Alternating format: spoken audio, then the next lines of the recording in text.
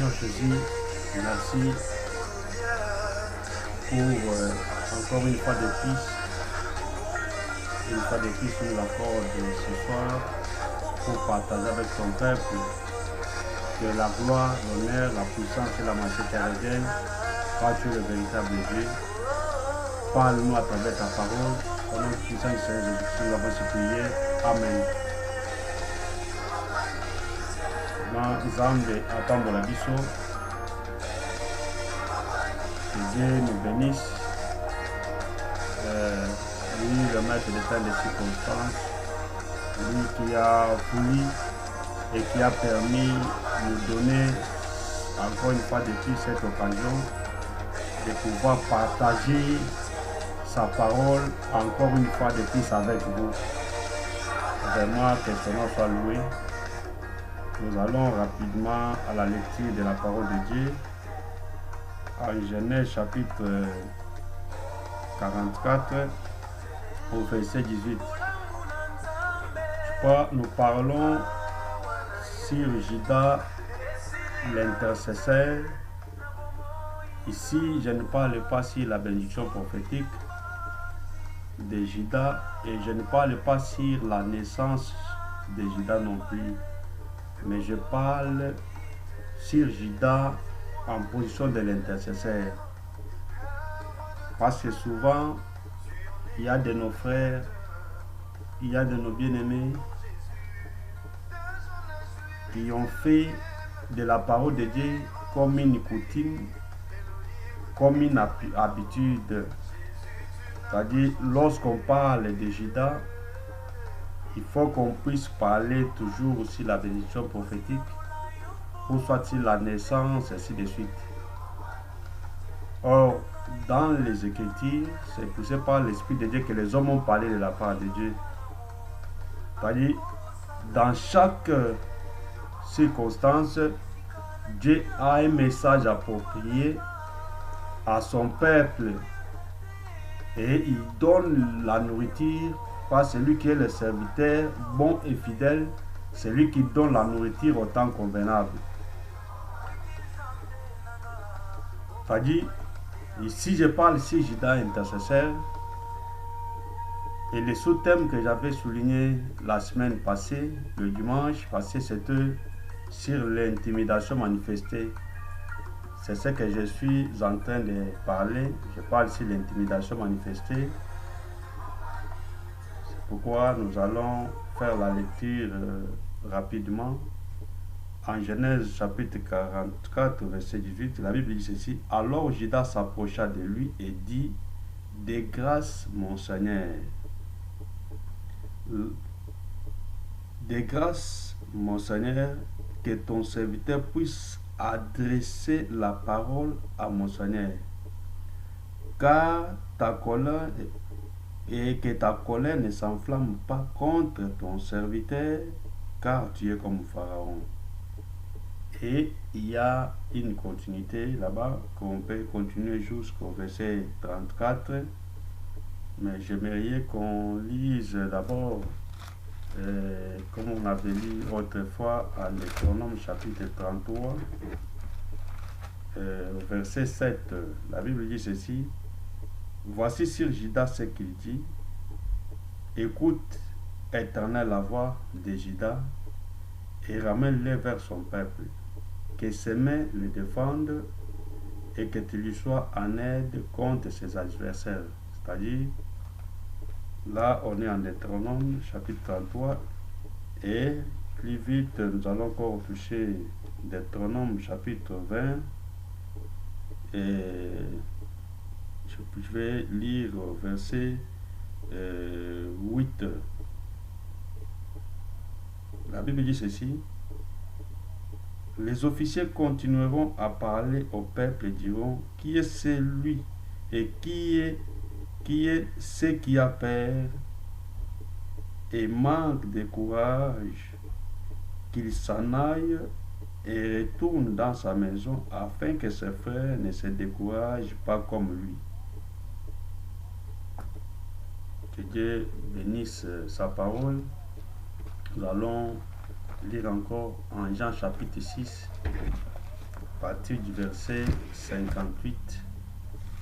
Et je serai bref parce que demain matin encore, nous allons encore augmenter quelque chose. Nous allons marcher petit à petit jusqu'à ce que nous allons y arriver. Et nous lisons en Jean chapitre 6. Je lis au verset 66. Dès lors, verset 65 pour la compréhension pour les autres, j'aimerais commencer au verset 65. Il dit, c'est pourquoi je vous ai dit que nul ne peut venir à moi si cela ne lui est donné par le Père. Dès lors, plusieurs de ses disciples se retirèrent en arrière et cessèrent d'aller avec lui. Jésus dit donc aux 12, et vous, ne voulez-vous pas aussi vous en aller? Simon-Pierre lui répondit, Seigneur, à qui irions-nous? Tu as les paroles de la vie éternelle, et nous avons cru et nous avons connu que c'est toi le Christ, le Saint de Dieu. Jésus leur répondit, n'est-ce pas moi qui vous ai choisi? Voulez-vous, et vous les 12, et l'un de vous est un démon. Moi, que Dieu bénisse les Écritures et que Dieu vous bénisse au nom du Seigneur Jésus-Christ. On avait dit ceci, que Judas, c'est lui dont l'Éternel écoute. C'est pourquoi Moïse a dit dans sa bénédiction prophétique, il dit, Éternel, écoute la voix de Judas. Et par là, on comprend que Judas, c'est bien lui-même, c'est lui que l'Éternel écoute. C'est-à-dire, c'est lui l'intercesseur de nos prières. C'est-à-dire, c'est lui qui sait mieux parler. C'est lui qui a la bouche, qui sait convaincre, qui touche le cœur de Dieu. C'est-à-dire, Judas, les jours où Saoul était possédé par les mauvais esprits venant de l'Éternel, il a fallu que Saoul soit soulagé. Et maintenant, regardez, Saoul Benjamin, pour qu'il soit soulagé, il faut un Judas. Et lorsque le Judas chante, joue de son harpe, c'est alors des mauvais esprits qui animaient Saoul devraient le quitter. C'est-à-dire, c'est lorsque on lui a dit qu'il y a un jeune homme de la tribu de Juda, c'est-à-dire quelqu'un de Juda, on a dit il sait bien parler. C'est le premier critère de Juda, savoir parler, il est beau et c'est un vaillant homme.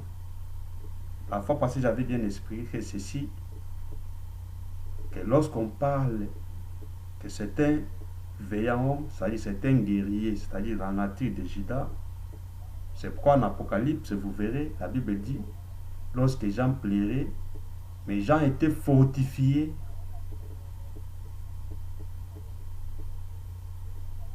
par l'ange de Dieu, en lui disant, ne pleure pas, car voici les lions. Et c'est Apocalypse, nous allons le lire, Apocalypse chapitre 5. Lisons au nom du Seigneur Jésus-Christ. Je serai bref. La Bible dit ceci. Et je plairai beaucoup parce que nul ne fit trouver digne d'ouvrir le livre et de regarder. Et l'un des anciens me dit, ne pleure pas, voici les lions des de la tribu de Juda, les rejetons de David a vaincu, c'est-à-dire, comme je viens de le dire, que David fit Juda parce qu'il était de la tribu de Juda. Maintenant, ici, l'un des anciens vient dire à Jean, ne pleure pas lorsqu'il pleurait, parce qu'il n'avait trouvé personne qui était digne de prendre le livre et d'en rompre le sceau. Maintenant, l'un des anciens, or nous savons que l'ancien des jours, l'ancien des anciens, c'est Yehoshua chez lui-même. C'est-à-dire, c'est lui qui donne la réponse à toutes nos questions. C'est-à-dire, lorsque tu es limité, là où tu es limité, c'est là où Dieu commence. Souvenez-vous, lorsqu'Israël était limité devant la mer Rouge, maintenant, Dieu vient dire à Israël de rester en silence. C'est-à-dire, là où vous êtes limité, c'est là où moi, Dieu, je vais commencer. C'est-à-dire, là où tes pensées sont limitées, c'est là où l'Éternel commence. Parce que pour Israël, la mer Rouge qui voyait devant eux, derrière, il y avait les Égyptiens qui venaient avec leur armée. Maintenant, Israël était limité. Israël était au bout. Or, la Bible dit, mes pensées ne sont pas vos pensées. C'est-à-dire, lorsque tes pensées se limitent, tu commences à tâtonner, tu commences à penser peut-être c'est la fin pour toi. Il n'y a aucune personne qui peut venir en ton aide. Tu n'as pas de moyens pour s'en sortir. Pendant le temps de la souffrance, pendant les temps même de confinement, tu n'as pas un travail, mais il faut quand même que tu aies la possibilité de vivre, mais tu n'as pas le moyen, tu n'as aucune personne qui peut t'aider pendant tout ce temps, et pratiquement tu es limité. Tu te trouves dans une position très compliquée. Et c'est pendant ces moments très difficiles et très compliqués qui arrivent dans la vie de plusieurs personnes. Il y a les autres qui vendent leurs droits d'aînesse, qui acceptent même d'aller dans les maisons de fétiches. Les autres acceptent même les corruptions pour trahir et tuer les autres. Les autres acceptent même le péché à cause de la souffrance. Mais laisse-moi te dire une chose. Lorsqu'on arrive au bout, lorsqu'on manque quoi à faire, c'est alors l'Éternel vient à nous secourir. Souvenez-vous, dans la marche déjà avec son peuple, comme Paul dit en Corinthiens, que la marche d'autrefois que Dieu marchait avec le peuple d'Israël, cette marche aujourd'hui nous sert d'exemple. C'est-à-dire, Dieu avait choisi ce peuple, Dieu avait choisi de marcher avec Israël, mais pour nous, cela devait nous servir d'exemple aujourd'hui. Cela devait nous servir à avoir la foi. Et si nous retournons en arrière, nous commençons à imaginer tout ce que le Seigneur faisait avec ce peuple, pratiquement nous aurons la foi. Parce que ce peuple marche avec la foi. Quelqu'un qui quitte le pays d'Égypte, qui accepte d'aller souffrir dans le désert, parce qu'il y avait une promesse que vous avez une terre. C'est-à-dire, cette terre dont l'Éternel avait promis à leurs ancêtres, à leurs pères. Et Israël croyait à cette promesse nuit et jour. Mais pour y arriver, ce n'était pas facile. il y avait des souffrances, des complications, des problèmes dans la route, dans les routes. Et Israël avait la foi que nous allons dans la terre promise. C'est ça, un enfant de Dieu. Lorsqu'on a crié, nous avons une très grande promesse devant nous, qu'un jour le Seigneur viendra nous prendre. Nous avons la promesse aussi, à part de l'enlèvement des milléniums, qu'un jour nous régnerons sur cette terre avec le Seigneur. Et nous avons une très grande promesse encore de retourner en éternité pour vivre de l'éternité en éternité. Mais pendant notre marche, c'est pas facile. En cours de route, nous allons rencontrer des problèmes, des situations difficiles, des épines, des coques en jambes. Mais malgré toutes ces difficultés, mais si nous croyons que l'Éternel à qui nous avons crié, c'est Dieu est vivant, comme la Bible dit, lorsque nous croyons à ce Dieu, la première des choses, il faut croire que ce Dieu existe et il est aussi le rémunérateur de tout ce qui le cherche. C'est-à-dire, l'autre y a abandonné tout et tu as accepté de suivre ce véritable Dieu. Laisse-moi te dire, c'est lui qui prendra soin de toi et de ta famille, de ta propre vie, comme il avait répondu à Pierre. En me suivant, en abandonnant tout, vos familles, vos travail, en me suivant, vous aurez le bénéfice. C'est-à-dire, lorsque Dieu nous a appelés, à part la promesse du salut de la vie éternelle que nous avons aussi des promesses de vivre les centuples. C'est-à-dire, à part la vie éternelle, nous avons aussi la promesse de vivre les centuples. Et aussi, il y a aussi une autre promesse de vivre les tribulations. C'est là où il y a le problème. Comme j'ai dit que Judas, qui est l'intercesseur, Judas que l'Éternel écoute, Judas, c'est le Seigneur Jésus-Christ. C'est pourquoi j'ai dit ceci. Pour que Saoul soit soulagé complètement, il faut un Judas beau, un Judas veillant, un Judas qui sait bien parler. Et j'avais dit ceci, c'est parler, c'est ça Judas que l'Éternel écoute. Moïse a dit, Éternel, ô Éternel, écoute Judas, parce que c'est Judas qui sait bien parler. C'est pourquoi je vous ai dit qu'un jour, lorsque les scribes sont venus pour arrêter le Seigneur Jésus, lorsqu'on leur avait envoyé, ils sont arrivés, mais ils ont trouvé Jésus-Christ en train de prêcher. Et son enseignement avait séduit tous ces gens. Parce que je vais vous dire une chose. Il y a un seul vin qui avait étonné les gens dans la fête.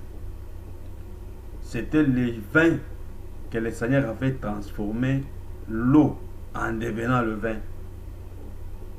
Et lorsque les gens ont goûté ce vin, ils ont dit, pourquoi depuis longtemps vous nous avez caché ce vin? C'est-à-dire, pour eux, ils croyaient peut-être qu'on avait caché d'abord ce vin-là, et après quand on vient révéler ce vin, après avoir goûté d'autres vins auparavant. Mais en réalité, les vins qui avaient séduit tout le monde dans la fête, les vins représentent l'enseignement. C'est pourquoi, quelque part, la Bible dit, on ne peut pas mêler le vin nouveau avec les vins anciens. C'est-à-dire, là, on vend l'enseignement ancien enseignement et le nouveau enseignement. C'est-à-dire qu'on ne peut pas mélanger. Mais il faut faire part des choses. Parce que l'enseignement ancien, c'est l'ombre. C'est-à-dire, cet enseignement cachait une réalité, une révélation qui est venue après. C'est-à-dire, quand on voit l'enseignement ancien, ou soit le vient ancien, nous voyons l'enseignement de Moïse qui est la loi. Et le vin nouveau, nous voyons l'enseignement de Jésus-Christ qui est la grâce. C'est-à-dire, l'enseignement de la grâce, lorsque le Seigneur Jésus-Christ avait ouvert sa bouche, lorsqu'il avait commencé à enseigner, cet enseignement avait séduit plusieurs personnes. Souvenez-vous même la femme adultère, lorsqu'on avait amené cette femme à Jésus, comme leur coutume, ils étaient habitués avec les vins anciens, l'enseignement de la loi de Moïse, l'enseignement de la condamnation. Et selon leur enseignement, cette femme méritait d'être lapidée. Mais lorsque Jésus-Christ a présenté le nouveau vin, qui était l'enseignement de la grâce, et Jésus-Christ avait écrit sur la tire-terre, et tout le monde qui lisait son écriture condamnée, parlait dans les cœurs de tout un chacun d'eux. Or, nous savons, Jésus-Christ avait utilisé son doigt pour écrire. Or, nous savons que la main a 5 doigts. Or, tous les 5 doigts représentent la main. Et par là, je vais dire ceci, la main c'est l'œuvre du ministère.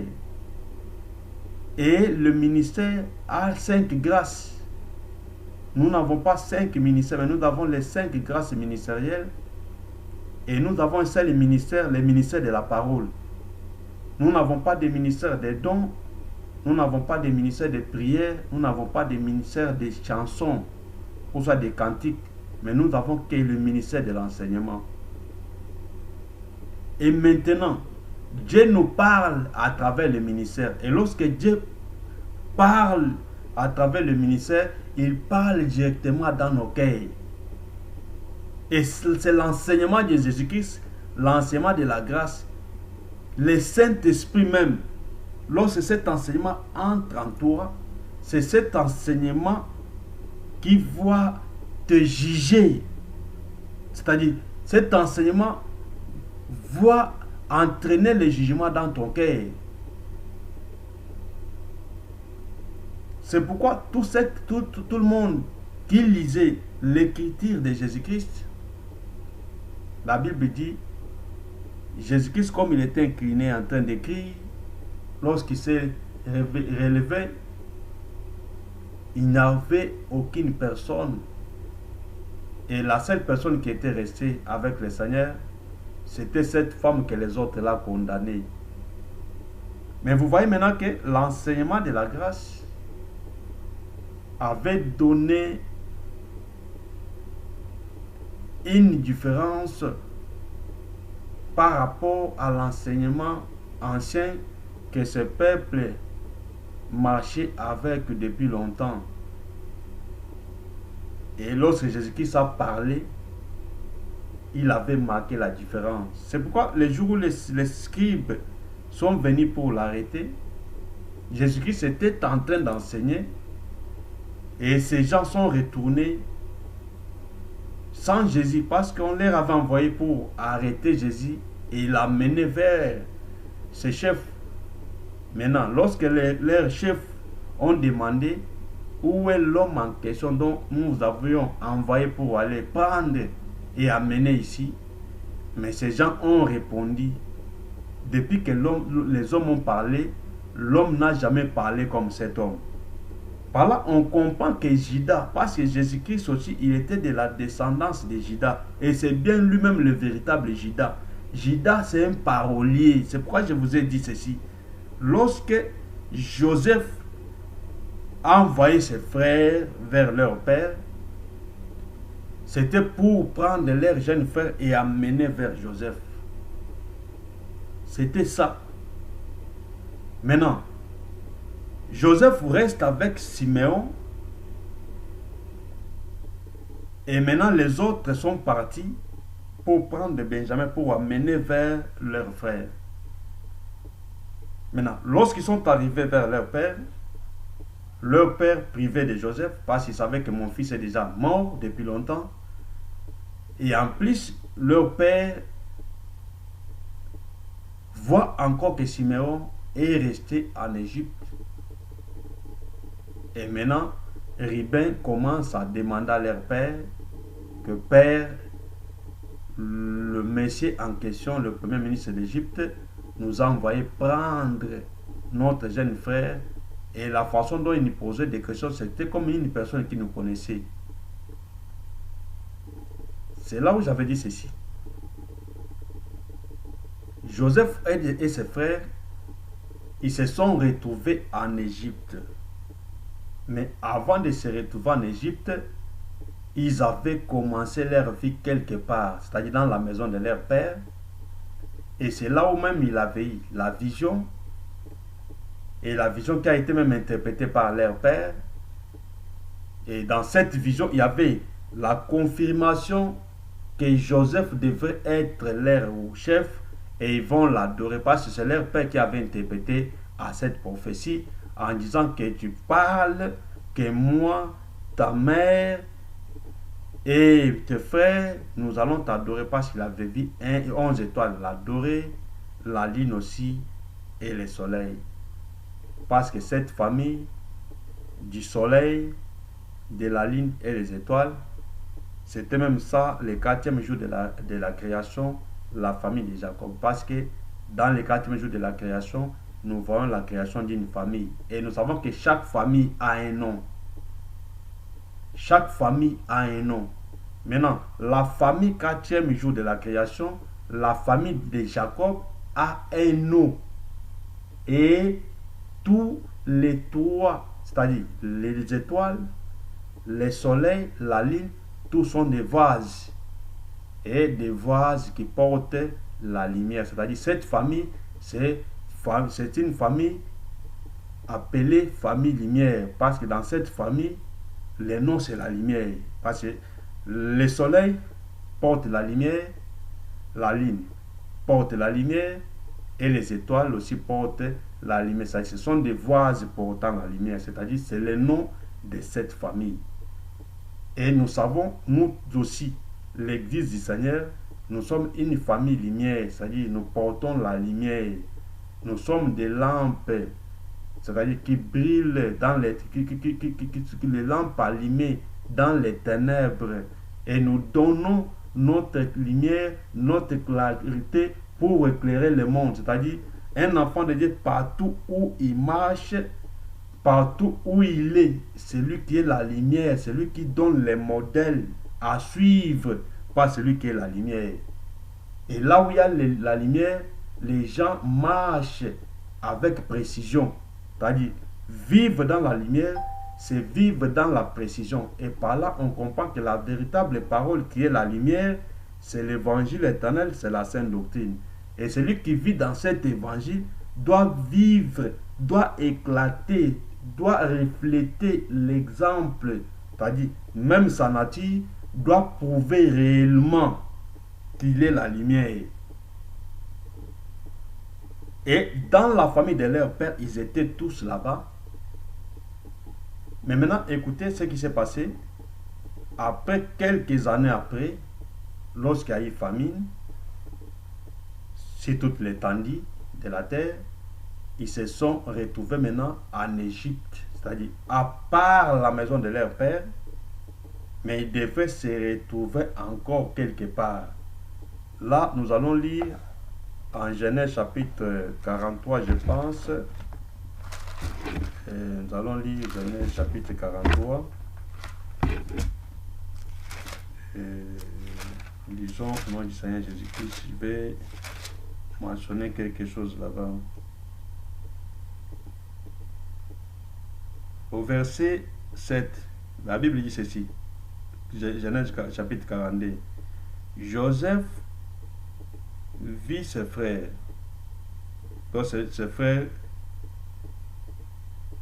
vinrent en Égypte. Joseph était donc le gouverneur dans le pays, celui qui faisait vendre du blé à tous les peuples du pays.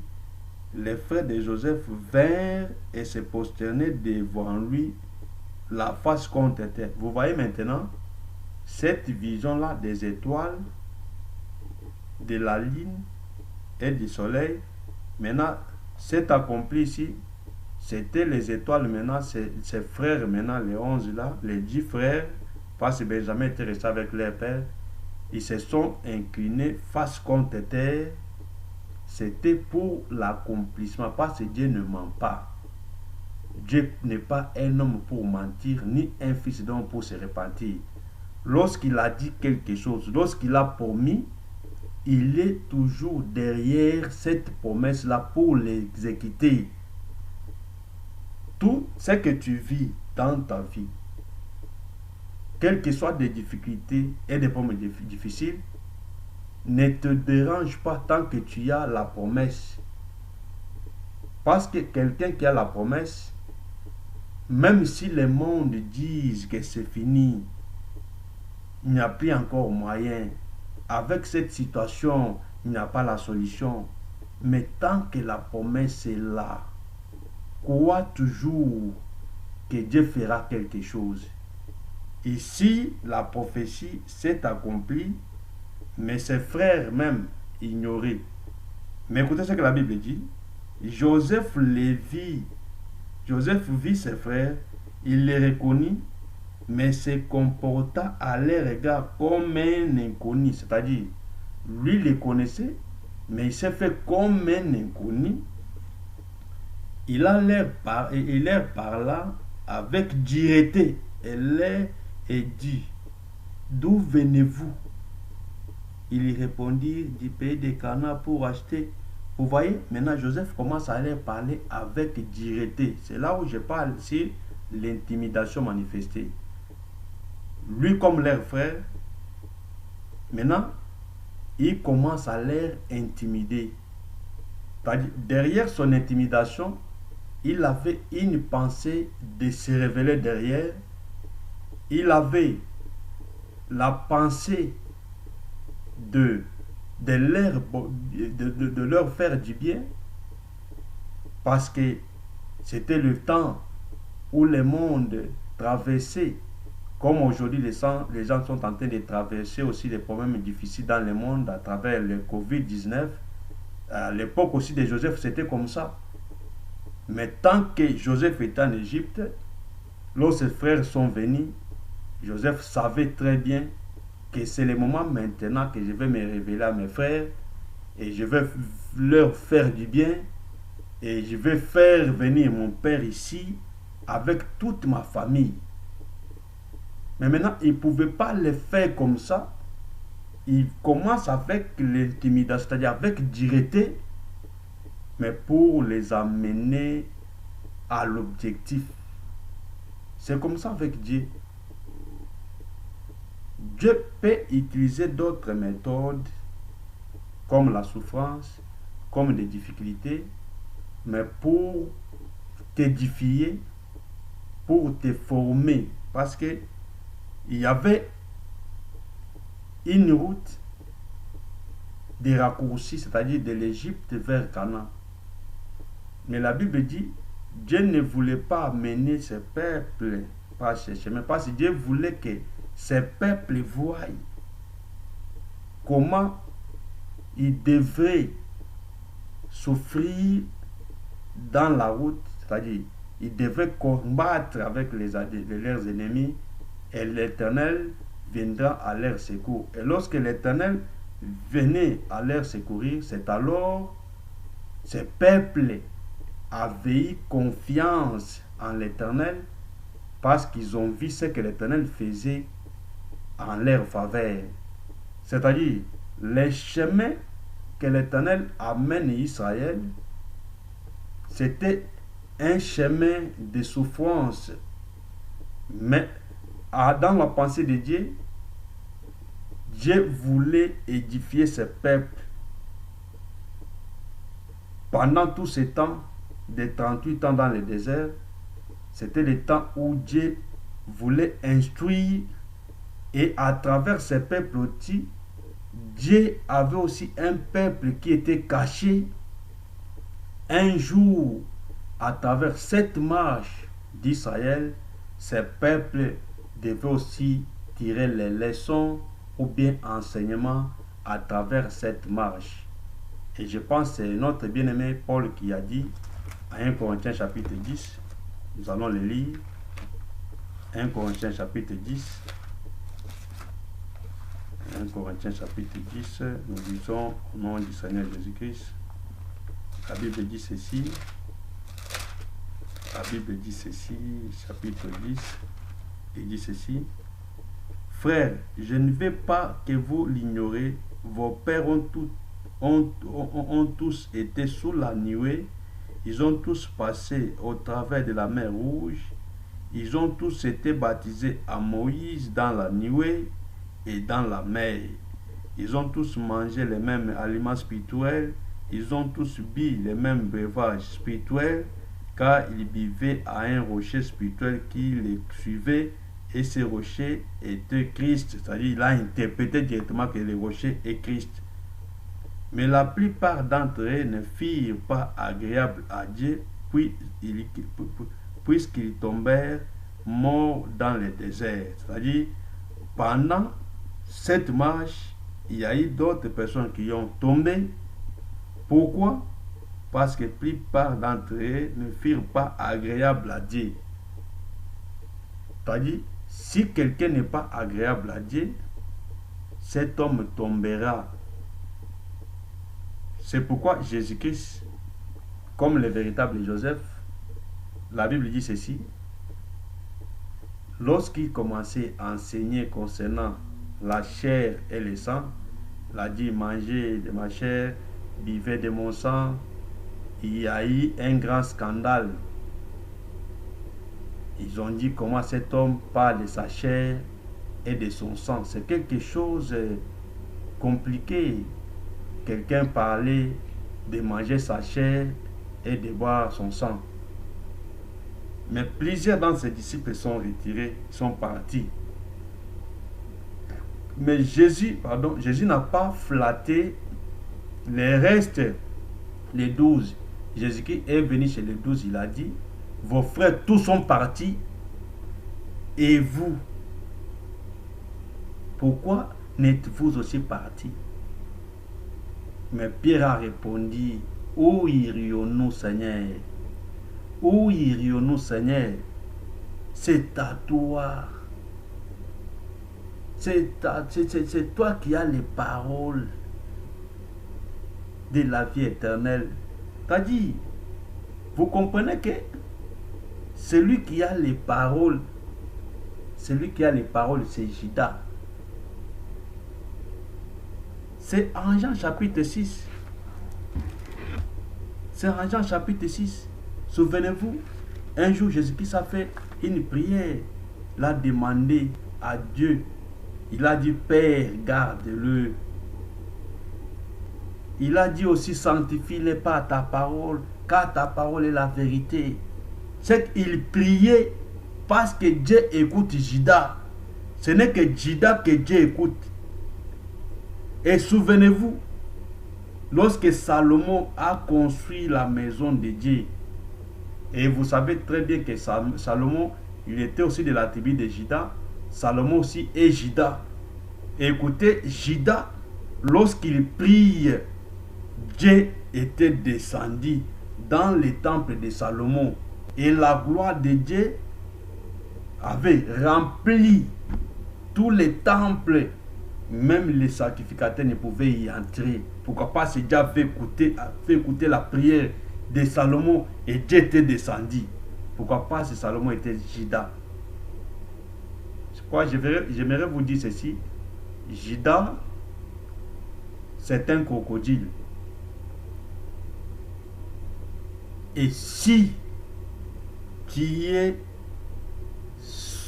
en Juda, c'est-à-dire tu es en Juda, tu seras protégé.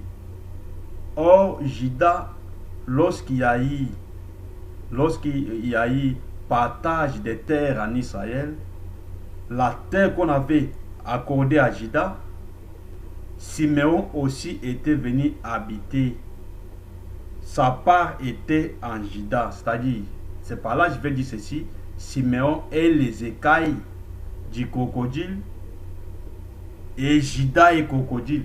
Et par là je vais dire ceci que Siméon, on les voit en Juda. C'est-à-dire, Juda, lorsque vous voulez prendre Siméon, il faut d'abord commencer à toucher d'abord Juda. C'est-à-dire, lorsque vous avez vaincu Juda, c'est alors vous aurez Siméon. Par là, je vais dire ceci, Siméon est protégé par Juda. Et par là, je prends ici Siméon comme l'église, parce que l'église est en Christ. C'est pourquoi la Bible dit ceci, nos vies sont cachées en Christ dans les lieux célestes. C'est-à-dire, le véritable crocodile, Jésus-Christ, c'est lui qui est le véritable Juda, le crocodile, et nous, Siméon, nous sommes ses écailles. Vraiment, c'est ça. C'est Juda qui amènera la délivrance de Siméon. Et quand est-ce que Siméon sera libéré? Ce n'est que lorsque Juda amène Benjamin. Parce que Benjamin, celui qui l'avait amené en Égypte, c'était Juda. Parce que Ribin a fait sa prière et le père n'avait pas accepté de laisser partir Ribin avec son fils Benjamin. Pourquoi? Parce que la prière de Ribin présentait ses enfants comme sacrifice en disant leur père, je vais avec ton fils, avec Benjamin mon frère, mais lorsque je vais retourner mes brebis sans mon frère Benjamin, mon père, tu prendras mes deux fils à la place de Benjamin. Et le père Jacob a dit, jamais je ne vais pas te donner mon fils. Parce que Joseph n'est plus. Et Siméon aussi n'est plus. Mais maintenant, lorsque Juda s'est présenté, parce que Juda c'est la séduction. Par là, je vais dire ceci. Juda c'est la séduction. Et vous savez que les lions de la tribu de Juda, les rejetons de David, lui-même est la verge, lui-même est un arbre. Il a dit, si on me traite comme ça,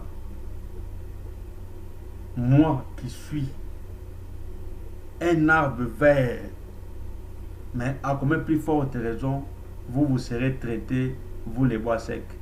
Si moi les bois verts, on me traite comme ça. Lorsqu'il parle du bois, on se souvient aussi qu'un jour, un bois a été transformé en serpent. Et c'était par Moïse. Et ce bois qui a été transformé en serpent, ce bois lui-même parle que moi je suis le bois vert. Et c'est le même bois qu'on avait pris pour frapper sur les rochers, pour que l'eau puisse sortir. C'est-à-dire, le même bois là était transformé en serpent et ce bois avait englouti tous les serpents de l'Égypte.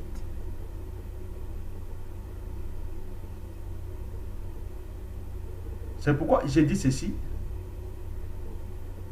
Ce bois, c'est Jésus-Christ, le véritable Juda.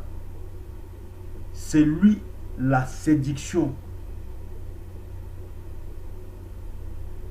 Si même les gens de ce monde savent séduire avec les magies, avec des fétiches, ainsi de suite, mais il n'y a aucun magicien, il n'y a aucune fétiche qui peut séduire comme le Seigneur Jésus-Christ. Parce que la Bible l'appelle qu'il est le magicien le plus habile. C'est pourquoi vous verrez que les Siméon, lorsque Philippe avait prêché, le Simon le magicien avait été séduit et il avait accepté ce que Philippe faisait. Pourquoi? Parce que notre Dieu est un Dieu de séduction, parce qu'il est le véritable Judas. Judas, comme je vous ai dit, il est d'abord un guerrier, c'est-à-dire il ne recule pas derrière. Partout où Israël allait pour combattre, c'est toujours Judas qui était le devant. C'est pourquoi Dieu dit à Israël, lorsque vous voulez aller au combat, il faut empêcher à tous les hommes péris de ne pas partir. Pourquoi? De peur, c'est-à-dire pour éviter de décourager les autres. Et nous savons que le courageux selon Dieu, c'est celui qui a l'Esprit de Dieu. Celui qui a le Saint-Esprit, c'est un homme fort. Car Jésus-Christ avait dit ceci, toutefois la chair est faible, mais l'esprit est bien disposé. C'est-à-dire, l'épéré, c'est la chair. Tout homme qui est charnel, sa nature, c'est la paix. Mais un homme spirituel, celui qui a le Saint-Esprit, lui a la foi. Parce que la force d'un enfant de Dieu, c'est la foi. Sans la foi, nul ne lui est agréable. Le juste vivra par la foi. C'est ça la nature d'un enfant de Dieu. Dieu peut présenter des difficultés, des souffrances devant toi. Comme je vous ai dit qu'il y a d'autres souffrances comme un chemin de gloire que Dieu présente devant toi. C'est une façon de t'intimider. Parce que Joseph ne voulait pas se présenter directement à ses frères. C'est moi qui est votre frère. Mais il a utilisé des méthodes. Mais maintenant, ceux qui avaient aidé ses frères, parce que les fils de Jacob, ils étaient des hommes intègres. Et cette intégrité, c'est ce qui avait fait que leur mission puisse s'accomplir. Pour qu'ils aient la victoire et le succès. Parce que dans tout ce que Joseph faisait là, aucun mal n'a été trouvé chez eux. Ils étaient humbles, ils disaient la vérité, ils ont pris l'argent qu'on avait mis dans leur sac lorsqu'ils sont arrivés en Canaan, ils ont pris cet argent, ils ont retourné encore avec cet argent. Vous voyez d'abord l'honnêteté. Et lorsqu'ils sont revenus, Judas a commencé à prier. Leur prière a eu place devant Joseph. Pourquoi? Parce que Joseph a vu que dans ces hommes, il n'y a aucune fraude. Ce sont des hommes honnêtes, intègres. Et il avait compris directement que ça, ce sont mes frères. Et la Bible dit, comme lui est saint, nous aussi nous devons être saints comme lui. Parce que nous sommes une famille. La Bible dit, c'est lui qui sanctifie. Et ceux qui sont sanctifiés sont ici. C'est-à-dire, sa nature est la nôtre. Si lui est saint, nous sommes appelés aussi à être saints. La Bible dit, sans la sanctification, personne ne verra Dieu. Lui-même est saint. C'est-à-dire, Joseph, comme il est intègre, lorsqu'il est arrivé en Égypte, voire même la femme de Potiphar, lorsque cette femme voulait faire l'adultère avec Joseph, Joseph était toujours ferme, intègre, craignant Dieu. Et c'est la même chose lorsque ses frères sont arrivés. C'est pourquoi ses frères ont réussi. Et la prière de Judas a payé la place. Judas qui avait commencé à intercéder chez son père pour libérer Benjamin, c'est lui-même qui est venu encore intercéder chez Joseph. C'est-à-dire, sa nature est de parler, sa nature est de défendre.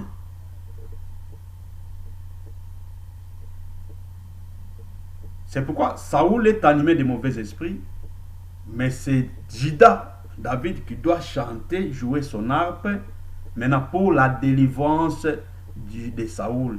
Par là, je vais dire ceci. Il y a un seul homme qui peut nous rendre libres. Et cet homme, c'est le véritable David.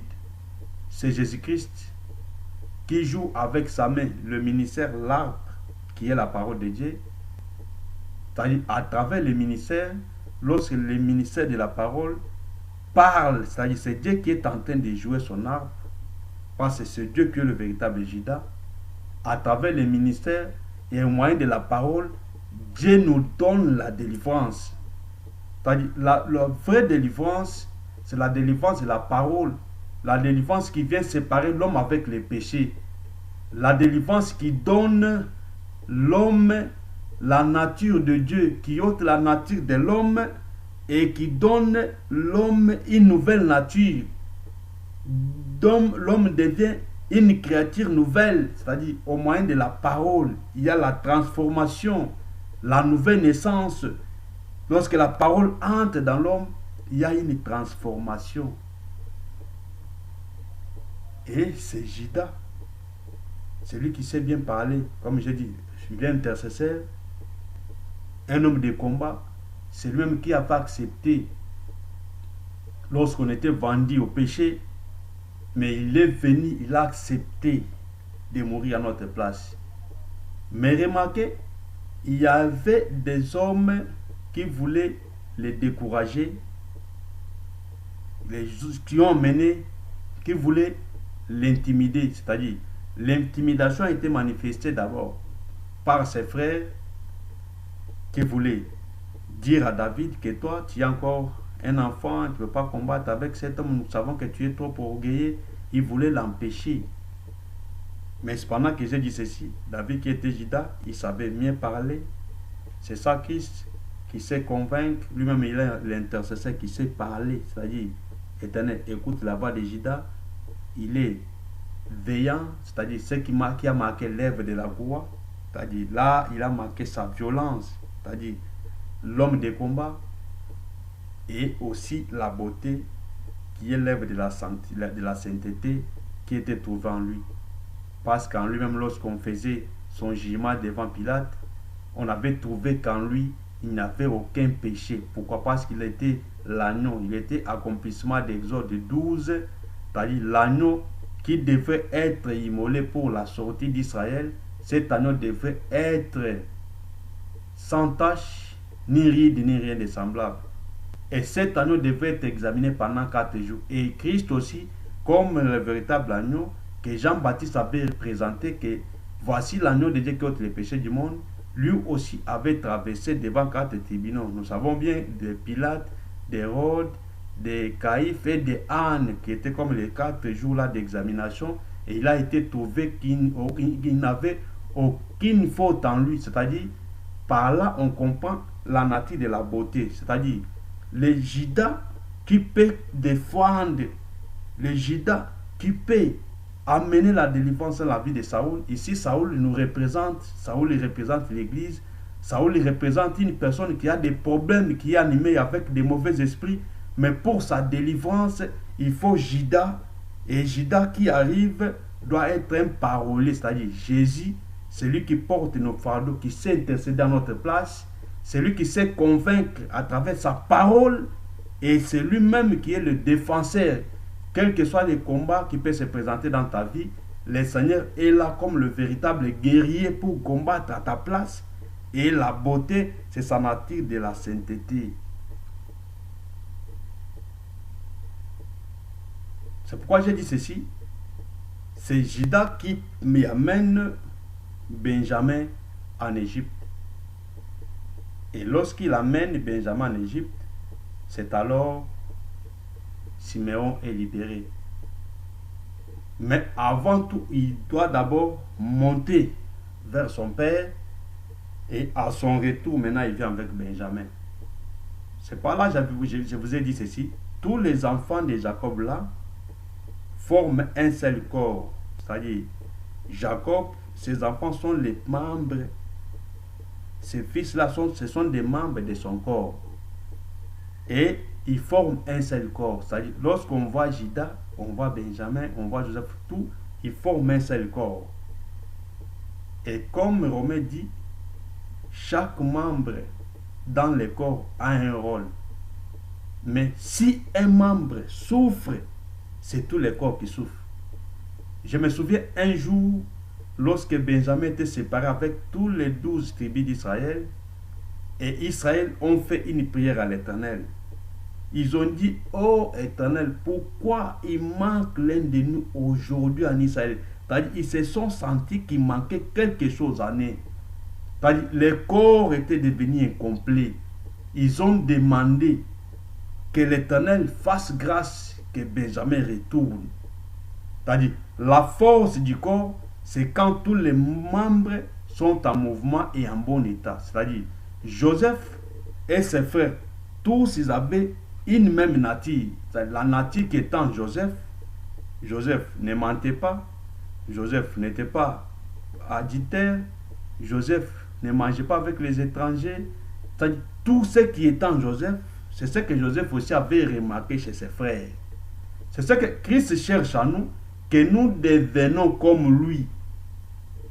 Et qui doit être enlevé, ce n'est que celui qui a la nature de Dieu. Et pour avoir cette nature, c'est la parole qui doit nous transformer. Et pour arriver à se comparer avec lui. Parce que Paul aussi se compare en disant que je suis son imitateur et soyez aussi mes imitateurs à moi. C'est-à-dire, la nature de Joseph doit être la nature de tous ses frères. C'est pourquoi vous remarquerez, il dit à ses frères que lorsque Pharaon vous demandera quel est votre travail ou votre occupation, vous lui répondrez que nous sommes des pasteurs ou soit des bergers. Mais il a pris 5 seulement de ses frères pour aller représenter tous ses frères, mais les 5 seulement qui devaient représenter les restes. C'est-à-dire, le ministère représente tous les peuples. C'est que le ministre est, c'est ce que le peuple aussi doit être. C'est-à-dire, la parole qu'il présente doit être conformément avec sa propre vie et pour aussi être utile aux autres. C'est pourquoi la grande sœur de Moïse le savait très bien que si moi j'ai eu la chance d'être allaité par une mère et mon frère ici, lorsque la fille de Pharaon me demande d'aller chercher une femme parmi les Hébreux, je vais aller chercher seulement ma mère, celle qui m'a allaité, celle qui doit aussi allaiter Moïse.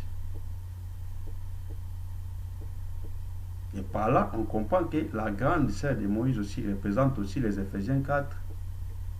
Parce qu'un Éphésiens 4, c'est comme un aîné pour les autres. Et c'est lui qui connaît bien la maman. Parce que Moïse est encore bébé. C'est le ministre qui doit connaître le véritable Dieu pour amener le peuple à ce véritable Dieu-là. Mais si le ministre est ignorant, sachez-le très bien, ils vont t'amener à une autre mère. Et vous serez allaité par une étrangère. Mais si un ministre a la connaissance, il vous amènera dans la précision. C'est pourquoi le moment ou le temps où nous vivons, ce n'est pas un temps d'être fanatique des hommes, mais c'est le temps d'être fanatique à Dieu, de fanatique de Dieu. Pourquoi? Parce que lorsque vous suivrez la vérité, et vous serez affranchis par la vérité, c'est-à-dire être derrière la parole et non être derrière les hommes. Et lorsque Christ, le véritable Joseph, nous intimide, c'est-à-dire sa façon de nous intimider, c'est lorsqu'il nous amène dans les chemins de son enseignement. C'est qu'il permet d'autres situations de nous arriver parce que lui-même est notre protection. Il ne permettra pas que même des difficultés lorsqu'ils viendront dans notre vie, il ne permettra pas que qu'on puisse tomber. Mais il sera là pour nous protéger et pour nous guider, pour nous en sortir. Mais lorsque l'ennemi, comme il se déguise toujours en l'ange des miens, il prend aussi en imitation pour nous intimider. Lui maintenant, sa façon de nous intimider, c'est pour nous amener à avoir peur. Et lorsque nous avons peur, c'est-à-dire nous avons perdu la foi. Or, le juste vivra par la foi. Mais lorsque tu es péri, tu as perdu la foi, la porte sera ouverte pour les malheurs, pour la mort, pour la souffrance, ainsi de suite. C'est pourquoi vous verrez tous les faux prophètes du diable et amènent les intimidations toujours des faux prophéties pour faire peur aux gens. C'est-à-dire, leur grande prophétie est toujours de la mort. Même s'ils veulent parler sur les chefs de l'État, et pas même si d'autres personnes qui ont l'argent, qui sont élevées selon le monde, parce que nous savons que l'élévation selon Dieu, c'est avoir le Saint-Esprit, c'est avoir Christ. Parce que Christ qui est la vie éternelle, les dons de Dieu. Maintenant, pour flatter les gens de ce monde, leur grand prophétie est toujours de la mort. Mais pour qu'on puisse faire sortir de l'argent, ils amènent toujours que non, Dieu me montre, dans quelques jours, tu mourras, après quelques mois, tu mourras, ainsi de suite. Mais jamais vous les verrez donner une prophétie qui peut garantir à quelqu'un et une personne la joie que Dieu fera quelque chose de grand en quelques jours ou bien dans quelques mois, mais il amène toujours des choses pour faire peur, c'est-à-dire la nature de leur maître. Mais nous, les enfants de Dieu, on est fermes dans toutes les situations parce que nous savons que le Seigneur est là et il combattra pour nous. Parce que ça veut dire, si Dieu est pour nous, qui sera contre nous? Quelle que soit la souffrance, l'angoisse, la nudité, la mort, l'épée, ainsi de suite. Mais si Christ est avec nous, qui sera contre nous? Pas celui qui est le véritable Judas, le frère guerrier. C'est lui, Judas, qui était venu, qui avait vu comment son peuple était insulté par Goliath, mais qui a dit qu'aujourd'hui, moi je me battrai avec cet homme et je vais l'humilier. Et cela a été arrivé. David avait donné la victoire à son peuple en coupant même la tête de cet homme. C'est-à-dire, il avait anéanti. C'était l'accomplissement même de la promesse dont la Bible dit que la postérité de la femme écrasera la tête du serpent. Et par là, on comprend que Goliath était tout un serpent, c'est-à-dire l'image de l'ennemi, que Christ, le véritable David, avait écrasé la tête, c'est-à-dire en coupant la tête. C'était la façon d'écraser la tête de Goliath à la croix du calvaire pour nous donner, nous tous, la victoire. Mais regardez, avant que David aille combattre, ses frères voulaient le décourager.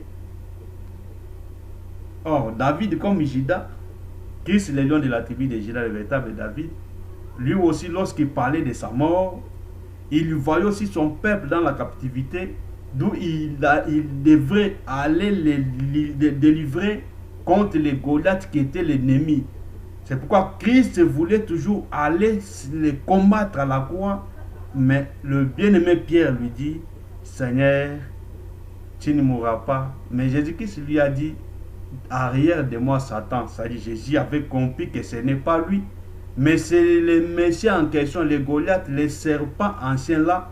C'est lui que je vais écraser la tête, c'est lui que je vais couper la tête, c'est lui qui part dans cet homme. Il a peur que je n'aille pas combattre avec lui parce que je vais les vaincre en faveur de mon peuple. C'est pourquoi nous croyons à la victoire de la croix, la mort de Jésus-Christ, comme le veillant Judas, le veillant guerrier, nous a mené la victoire. Et aujourd'hui, nous chantons la victoire. Pourquoi? Parce que Christ nous a donné cette victoire. La Bible dit, nous sommes plus que vainqueurs à cause de celui qui nous a aimés. Vraiment, que Dieu vous bénisse. Je pense que nous allons continuer le matin, toujours sur notre thème. Vraiment, que Dieu vous bénisse. Que Dieu vous bénisse tout le monde. Et nous allons nous rencontrer demain.